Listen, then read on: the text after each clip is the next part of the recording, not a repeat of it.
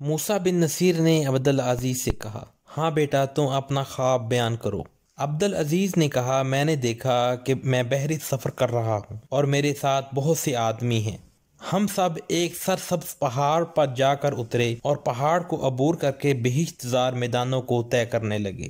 اس کے انواع میں ہزاروں لاکھوں چڑیاں تھیں جو ہمیں دیکھتے ہی اڑ جاتی تھیں۔ میدانوں کے بعد ہم نے آبادیاں بھی دیکھیں، وہ نہایت خوبصورت اور خوشنما تھی۔ ایک جگہ ہم جب پہنچے تو ہمارے سامنے ایک اور چوڑا دریا آ گیا۔ اس دریا پر ایک اونچا پل تھا جو نہایت شاندار، مضبوط اور خوبصورت تھا۔ اس کے دروازے جن سے دریا بہہ رہا تھا محراب دار اور اونچے اونچے تھے۔ میں نے آج تک کسی پل کے اتنے اونچے دروازے نہیں دیکھے۔ ہم نے پل کے ذریعے سے دریا کو عبور کیا اور خوشنما وادی میں جا اترے۔ اس وقت وادی میں بہت سے کھنڈر تھے۔ ان کھنڈرات میں سے ایک پتھر کا بہت اونچا بت تھا، اتنا اونچا کہ اس کے نیچے کھڑے ہونے سے اس کا سر نظر نہیں آتا تھا۔ ہم سب اس بت کو دیکھ کر حیران ہو رہے تھے کہ اس کی پشت پر چند عورتیں کھڑی تھیں، سب نہایت خوبصورت، ریشمی پوشاکیں، نیز سونے کے ایسے زیورات جن میں جواہرات جڑے ہوئے تھے پہنے ہوئے تھیں۔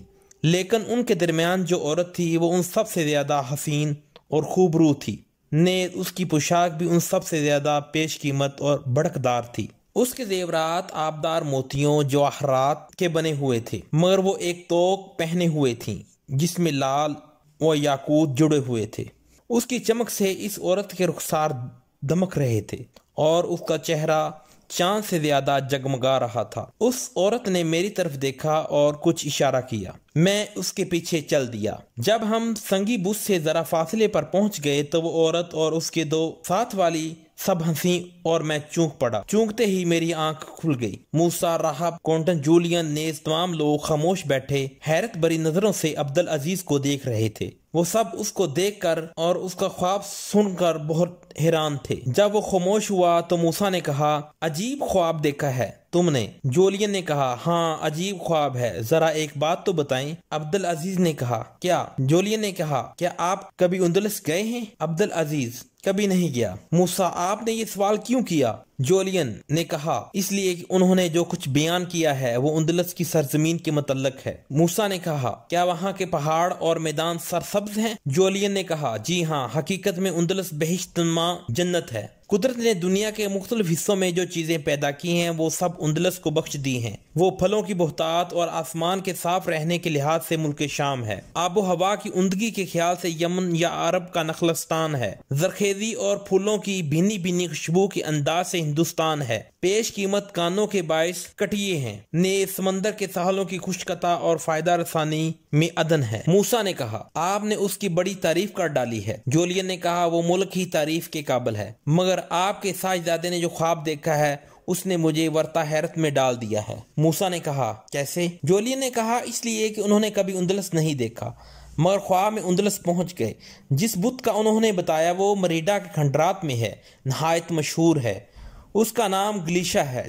دنیا بھر میں اتنا بڑا اور اچھا بت کہیں نہیں ہے۔ موسیٰ نے کہا، اور وہ عورتیں؟ جولین نے کہا، جن عورتوں کو انہوں نے خواب میں دیکھا وہ شاہ رزاق کی بیوی نائلہ ہے۔ اس کا طوق دنیا بھر میں بے نظیر ہے اور وہ حسین بھی ایسی ہے کہ جیسا کہ انہوں نے بیان کیا ہے، سارے اندلس میں وہ طوق والی حسینہ کے نام سے مشہور ہے۔ موسیٰ نے تعجب سے پوچھا، میرے بیٹے خواب میں اندلس ہو آئے ہیں؟ عبدالعزیز نے کہا کہ آپ مجھے بیداری میں اندلس جانے کی اجازت دیں گے؟ موسیٰ نے کہا، نہیں، میں نے اس مہم کے لیے اور ہی بہادر کو منتخب کر لیا ہے۔ عبدالعزیز نے مایوسی سے کہا، وہ کون ہے؟ موسیٰ نے کہا، جب دربار خلافت سے اجازت آ جائے گی تو اس وقت تمہیں اور سب مسلمانوں کو معلوم ہو جائے گا۔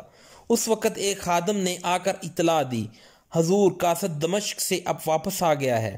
سب یہ خبر سن کر خوش ہو گئے۔ موسیٰ نے کہا، جلدی سے اسے اندر بلاؤ۔ خادم واپس چلا گیا اور سب بے چینی سے اس کے آنے کا انتظار کرنے لگے۔ جب قاصد کے آنے میں ذرا دیر ہوئی تو ان لوگوں میں قیاس آرائیاں ہونے لگی۔ جولین نے کہا کہ آپ کے خیال میں اعلیٰ حضرت خلیفۃ المسلمین نے لشکر کشی کی اجازت دے دی ہوگی؟ موسیٰ نے کہا، میں صحیح طور پر کچھ نہیں کہہ سکتا کیونکہ ایک مہم ہندوستان پر بھیجی جا رہی ہے اور وہ اشد ضروری ہے۔ جولین نے کہا، کیوں؟ موسیٰ نے جواب دیا، اس لیے کہ سندھ کے مغرور و متکبر راجہ نے چند مسلمانوں کو قید کر لیا ہے، انہیں چھڑانے کے لیے ہندوستان پر لشکر کشی ضروری ہو گئی ہے۔ جولین نے کہا، آپ مسلمانوں میں بڑا اتفاق ہے۔ موسیٰ نے کہا کیوں نہ ہو، رسول اللہ صلی اللہ علیہ وآلہ وسلم کا فرمان ہے تمام مسلمان بھائی بھائی ہیں، جب ایک بھائی پر مصیبت آئے یا اسے تکلیف ہو تو دوسرا بھائی اس سے متاثر نہ ہوگا، اور اگر مسلمان کسی مسلمان کو تکلیف اور پریشانی میں دیکھے گا تو اس کی مدد نہیں کرتا تو اللہ اور اس کا رسول صلی اللہ علیہ وآلہ وسلم دونوں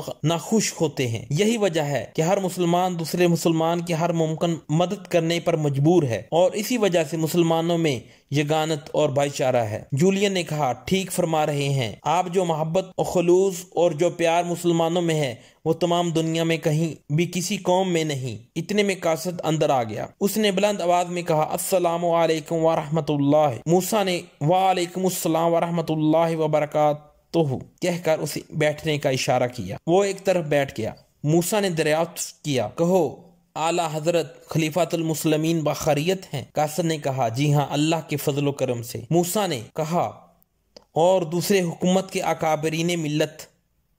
قاصد نے جواب دیا سب خیریت سے ہیں اور سب نے سلام کہا ہے۔ موسیٰ وعلیکم السلام اور عام مسلمان؟ قاصد نے جواب دیا وہ بھی اچھی طرح ہیں، مگر ادنا مسلمانوں سے لے کر اعلیٰ تک، حتیٰ کہ خلیفہ بھی ان مسلمانوں کی وجہ سے جنہیں ہندوستان کے مغرور راجہ دہر نے قید کر لیا ہے سخت پریشان ہے اور بے قرار ہیں۔ سب کی نگاہیں اس مہم پر لگی ہوئی ہیں کہ وہاں بھیجی جا رہی ہیں۔ موسیٰ نے کہا اچھا میری عرض داشت کا جواب ملا؟ قاصد نے کہا جی ہاں۔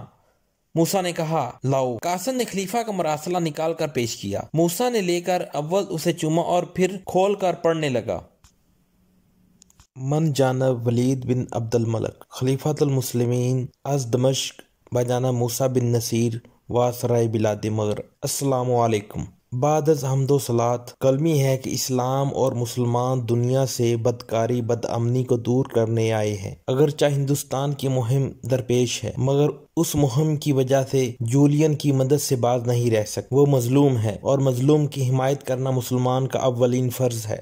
ہم اس مہم کا کلی اختیار تم کو دیتے ہیں، تم نہایت ہوشیاری سے اسے شروع کرو۔ یہاں تجربہ کار لوگوں کو اندلس بھیجو اور کسی ایسے افسر کا انتخاب کرو جو اس مہم کے لیے مناسب اور موزوں ہو۔ اول زیادہ لشکر بھیجنے کی ضرورت نہیں ہے، تھوڑا سا لشکر بھیجو، ضرورت لاحق ہو تو کچھ اور لشکر بھیج دو۔ فقط وعلیکم السلام ورحمۃ اللہ۔ اس شاہی مراسلہ کو پڑھ کر اتنی مسرت موسیٰ کو نہ ہوئی ہوگی جتنی یہ سن کر کونٹن جولین اور راہب کو ہوئی۔ راہب نے کہا اب تو دربار خلافت سے بھی اجازت مل گئی ہے، اب کیا ارادہ ہے آپ کا؟ اگر آپ نے ہمارا چینل سبسکرائب نہیں کیا تو آپ سے التماس ہے کہ آپ ہمارے چینل کو سبسکرائب کر لیں تاکہ آنے والی ہر ویڈیو آپ تک بآسانی پہنچ سکے۔ شکریہ۔